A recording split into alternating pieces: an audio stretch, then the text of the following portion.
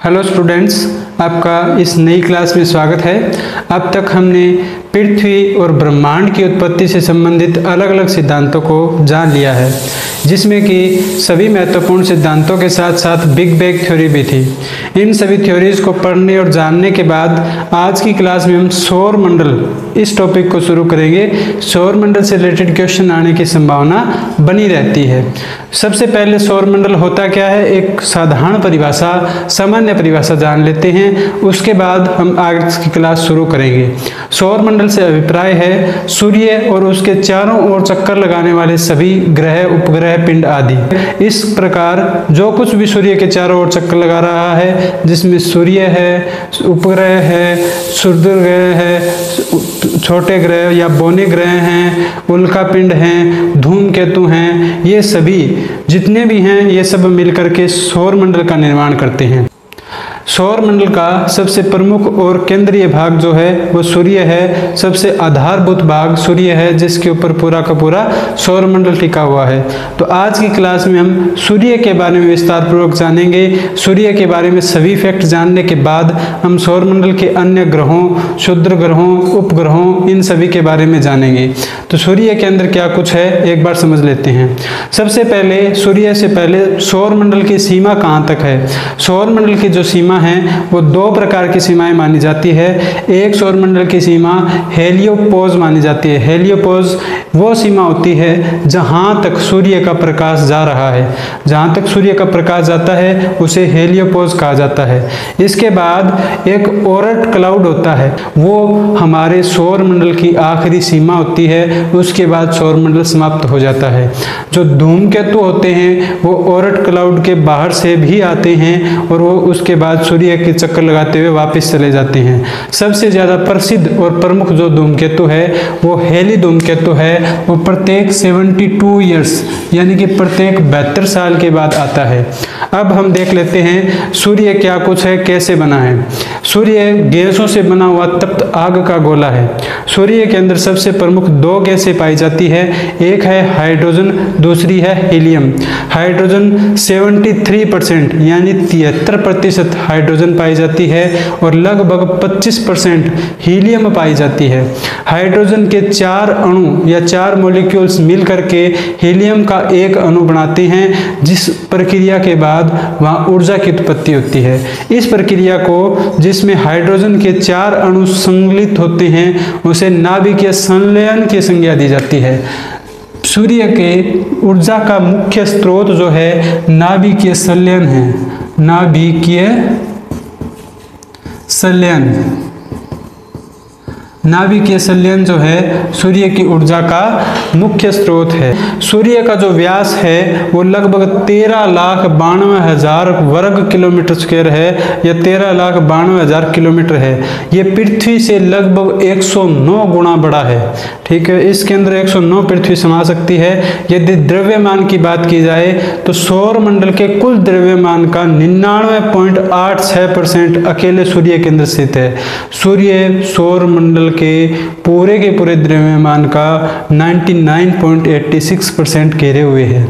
इसके बाद हम उसके तापमान का यदि हम जिक्र करें, तापमान के बारे में बात करें तो सूर्य के केंद्रक का तापमान 1.5 करोड़ डिग्री सेल्सियस है। सतह का तापमान 5.5 लाख डिग्री सेल्सियस है और कोरोना जो कि बाहरी वायुमंडल का हिस्सा होता है उसका तापमान 10 लाख डिग्री सेल्सियस से लेकर के 30 लाख डिग्री सेल्सियस है।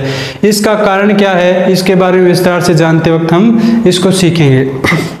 उसके बाद पृथ्वी की आंतरिक संरचना की यदि बात करूं तो इसके अंदर सबसे अंदर होता है कोर। कोर के अंदर नाभिकीय संलयन के द्वारा ऊर्जा की उत्पत्ति होती है, ऊर्जा का उत्पादन होता है। उसके बाद दूसरा क्षेत्र आता है विकिरण का क्षेत्र, जहां से ऊर्जा विकिरण के रूप में बाहर की ओर निकल रही होती है। और सबसे आखिरी है प्रसरण क्षेत्र। प्रसरण क्षेत्र में ऊर्जा का प्रसरण होता है। ऊर्जा जो है, जो एनर्जी है वो फैलती है पूरे ब्रह्मांड के अंदर या पूरे सौर मंडल के अंदर। इसके अंदर ऊपर की ओर, नीचे की ओर, दाएं बाएं चारों तरफ जो सूर्य की रोशनी है, सूर्य की ऊर्जा है, उसका प्रसार होता है। ठीक है। अब सूर्य का जो वायुमंडल है उसके बारे में कुछ मुख्य चीजें जान लेते हैं। सूर्य के वायुमंडल को 3 पार्ट्स में डिवाइड किया गया है। सबसे पहला है पृथ्वी से जो हमें दिखाई देता है प्रकाश मंडल, पृथ्वी से जिसे हम देखते हैं वो प्रकाश मंडल होता है, ठीक है। उसके बाद दूसरा है ग्रहण मंडल या क्रोमोस्फीयर, क्रोमोस्फीयर से सौर ज्वालाएं उत्पन्न होती है। सौर ज्वालाओं से क्या कुछ प्रभाव होता है ये हम सूर्य की गतिशील गतिविधियों में इसी क्लास में हम जान लेंगे। उससे अंत में आता है कोरोना, सबसे बाहरी और सूर्य ग्रहण के समय ही हमें दिखाई देती है। सौर किरीट या सूर्य ग्रहण के समय दिखाई देने वाली एक रिंगनुमा आकृति होती है। जैसे चंद्रमा सूर्य के चारों ओर आ जाएगा तो इस प्रकार से एक रिंगनुमा आकृति दिखाई देती है जिसे कोरोना या किरीट कहा जाता है, ठीक है। ये सबसे बाहरी है और इसका तापमान ग्रहण मंडल या क्रोमोस्फीयर से भी ज़्यादा होता है। इसका कारण ये है कि सूर्य से आने के बाद यहाँ पर तापमान ज़्यादा इकट्ठा हो जाता है, जबकि यहाँ पर इकट्ठा नहीं हो पाता है। यहाँ पर संघनता कम है, यहाँ वायुमंडल की संघनता ज़्यादा हो जाती है। अंत में सूर्य की गतिशील गतिविधियों को देख लेते हैं, यानी कि सूर्य गतिशील होने पर किस प्रकार की गतिविधियां होती है। सबसे पहले 3 प्रकार की गतिविधियां होती है, समझ लीजिएगा। सूर्य की गतिशील गतिविधियों को 3 भागों में बांटा गया है। सबसे पहले सौर कलंक या सनस्पॉट्स, सौर धब्बे। सौर धब्बों का चक्कर 11 साल का होता है। 11 साल तक सौर धब्बे ज़्यादा बढ़ते हैं, 11 साल के बाद धीरे धीरे वो छोटे होने लगते हैं, कम हो जाते हैं। सूर्य के चुंबकीय क्षेत्र की ऐसी सतह के कारण ये पैदा होते हैं। दूसरा होता है सोलर ज्वालाएं या सोलर फ्लेम। सौर ज्वालाएं या सोलर फ्लेम अचानक से ऊर्जा का विस्फोट होता है जिससे कि बहुत तेज ऊर्जा अपने सौरमंडल के अंदर फैल जाती है। रेडियो संचार इससे प्रभावित होता है। सौरपवन पृथ्वी के चुंबकीय क्षेत्र को प्रभावित करती है, साथ ही ध्रुवीय रोशनी जो बनती है, बहुत ही रंगीन नज़ारा बनता है दोनों ध्रुवों के ऊपर, उसको भी सौरपवन प्रभावित करती है। अब अंत में देख लेते हैं सूर्य से संबंधित प्रमुख मिशन कौन कौन से हैं। भारत के द्वारा ISRO, Indian space research organisation, उसके द्वारा सूर्य की कोरोना के अध्ययन के लिए एक मिशन छोड़ा गया है, नाम है आदित्य L1। सोहो SOHO नाम से नासा यानी कि अमेरिका की स्पेस एजेंसी और ESA यूरोपियन स्पेस एजेंसी, ये दोनों ने मिलकर के सूर्य के दीर्घकालीन अध्ययन के लिए इसका प्रस्ताव दिया है।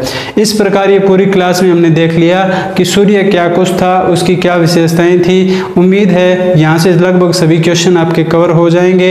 यदि कोई टॉपिक रहता है, आपको लगता है कि नहीं हुआ है, तो आप कमेंट बॉक्स में हमें सुझाव दे सकते हैं।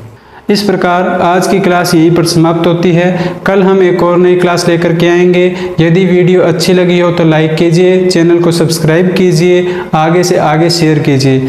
कोई भी आपके सजेशन हैं वो कमेंट बॉक्स के माध्यम से हम तक पहुंचाएं। वीडियो क्वालिटी सुधारने के लिए आपके लाइक और कमेंट की बहुत आवश्यकता है। कृपया लाइक और कमेंट अवश्य करें।